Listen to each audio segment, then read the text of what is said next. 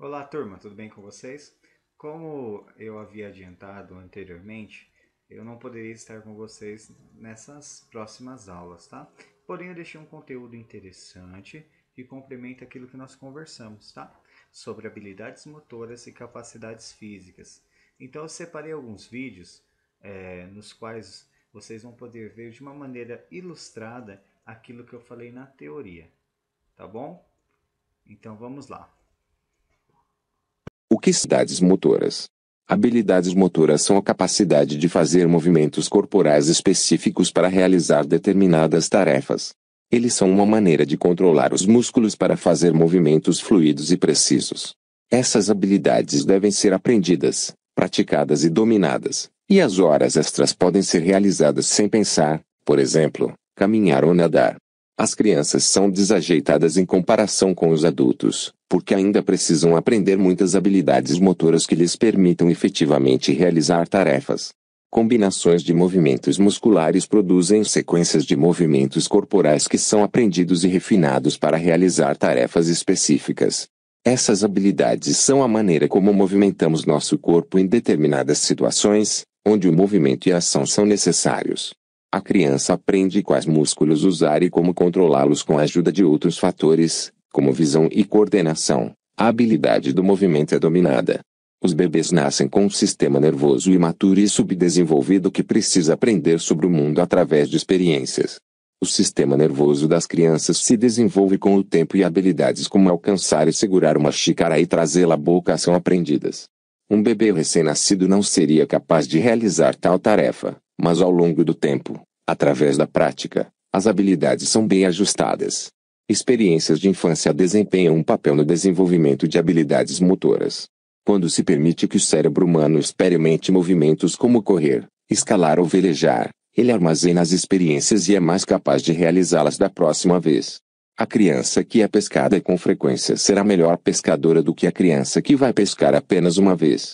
Isso ocorre porque essas habilidades são aprendidas, como lançar a vara e como equilibrar um barco. As crianças repetem as ações repetidas vezes até que sejam refinadas, por exemplo, subindo de grau sem tropeçar. As habilidades motoras tornam-se mais fluidas e precisas, eliminando a falta de jeito característico na infância. A prática é realizada até que nenhum pensamento seja necessário para executar as habilidades, por exemplo, andar de bicicleta. As habilidades motoras também são aprendidas e refinadas na idade adulta.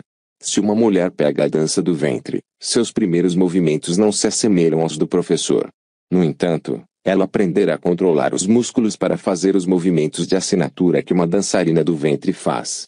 Fatores genéticos também afetam o desenvolvimento de habilidades motoras. Por exemplo, os filhos de um dançarino profissional têm muito mais probabilidade de ser bons em dançar, com boa coordenação e controle muscular, do que os filhos de um bioquímico. As habilidades motoras grossas geralmente são aprendidas durante a infância e requerem um grande grupo de músculos para realizar ações, como equilibrar ou engatinhar. Habilidades motoras finas envolvem grupos menores de músculos e são usadas para tarefas finas, como enfiar uma agulha ou jogar um jogo de computador. Essas habilidades podem ser esquecidas se não forem utilizadas ao longo do tempo. Crianças correm, adolescentes praticam esportes, adultos trabalham. Esses são exemplos de pessoas se movimentando. O ser humano tem a capacidade de controlar seus movimentos e, com treinamento e maturidade, controlá-los com perfeição. Mas, para conseguirmos nos movimentar com precisão e necessidade, precisamos de algumas capacidades essenciais ao movimento. Capacidades físicas são definidas como todo atributo físico treinável no organismo humano. Em outras palavras, são todas as qualidades físicas motoras que podem ser treinadas, como por exemplo a força, que conhecemos bem, que com treinamento você pode pegar mais peso de tempo em tempo. As capacidades físicas são hereditárias, ou seja, passa de geração em geração. Você herda de seus pais características específicas, como por exemplo, ter mais músculos e conseguir pegar mais peso do que seu amigo com a mesma idade.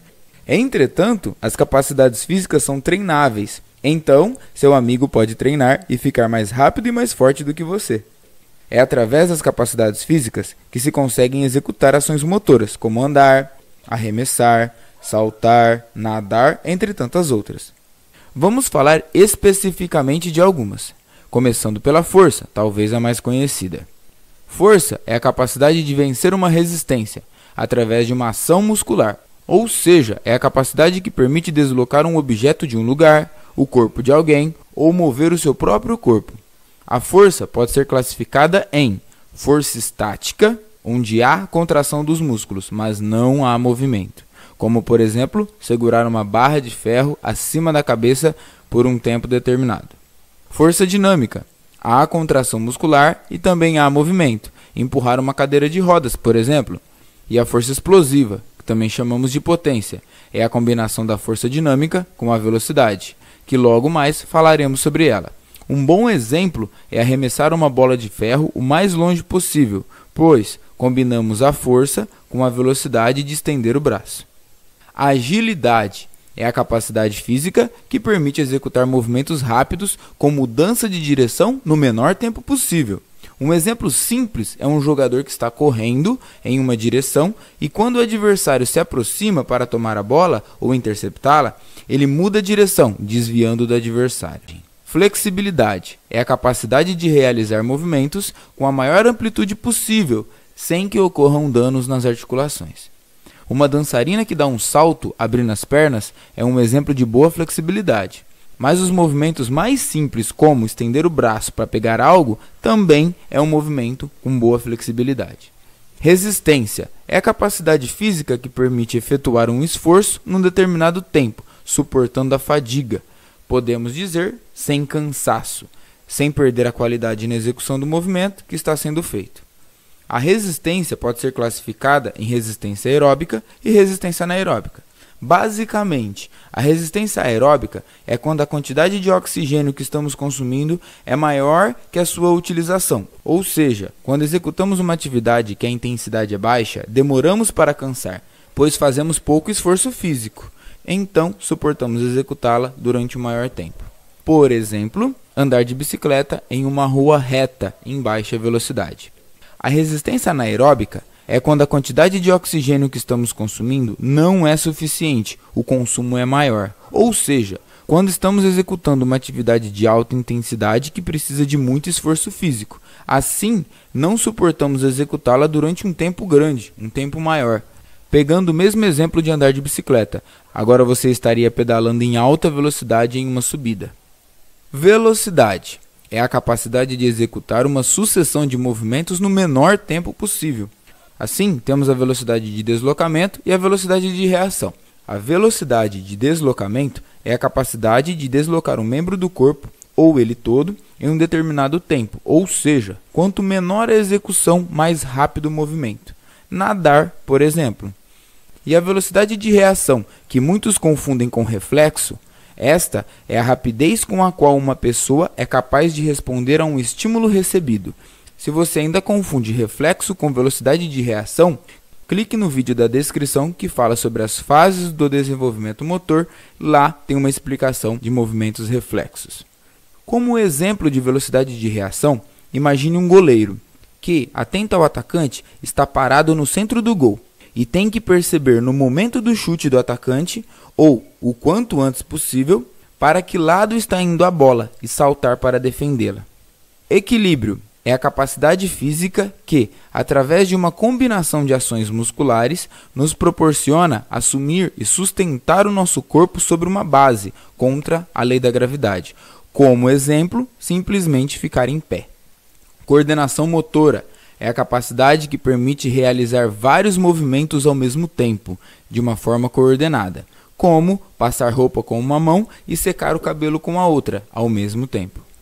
Essas foram as capacidades físicas, mas lembre-se que qualquer movimento que você faça, você estará utilizando várias capacidades de uma só vez. Entretanto, alguma estará sendo mais utilizada, dependendo do que você esteja fazendo.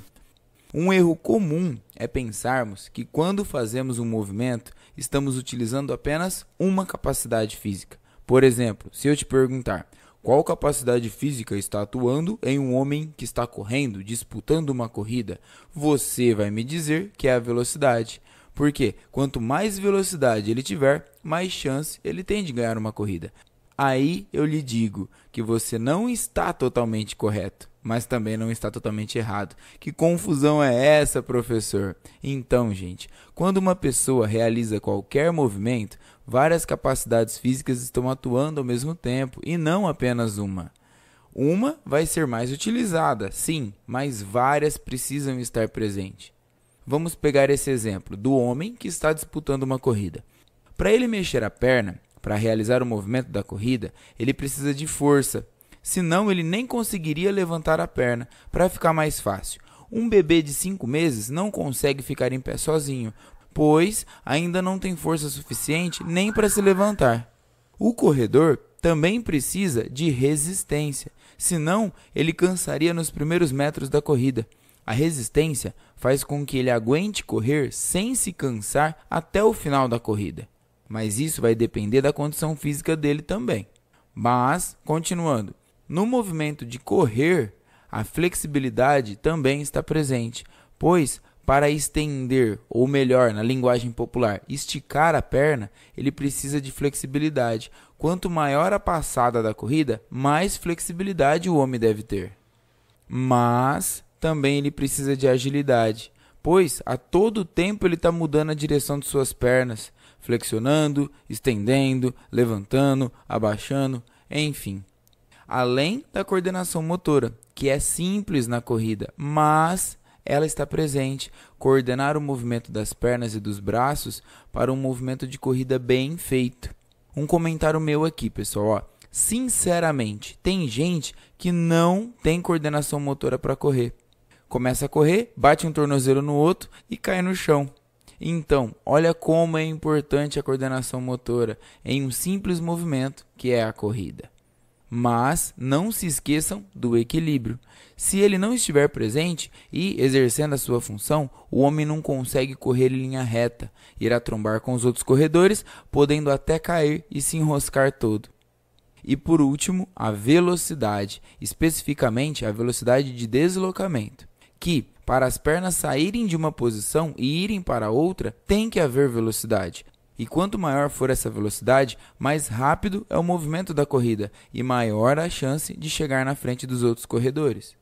Então pensamos, em um movimento de corrida, várias capacidades físicas estão presentes e atuando, mas uma é mais importante e mais requerida, a velocidade. Vamos reformular então aquela pergunta lá do início do vídeo, para ficar assim, ó. Qual capacidade física é mais utilizada em um homem que está correndo? Ou melhor, disputando uma corrida? Agora sim, a resposta totalmente correta seria a velocidade. Bom, eu espero que tenham entendido que em qualquer movimento que uma pessoa faça, várias capacidades físicas estão atuando, mas alguma está sendo mais importante e mais utilizada.